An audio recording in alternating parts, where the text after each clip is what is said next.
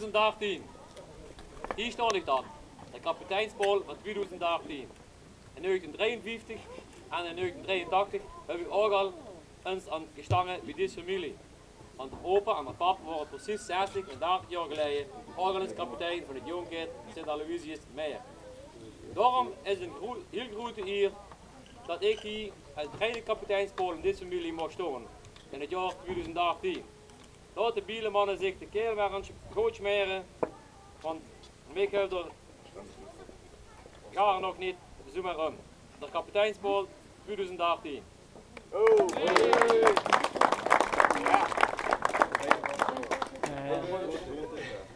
Zul je dat de kelen moeten smeren? Ja. Ja, de kelen. Lekker heel.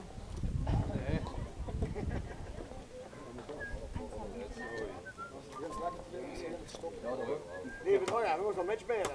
Ja.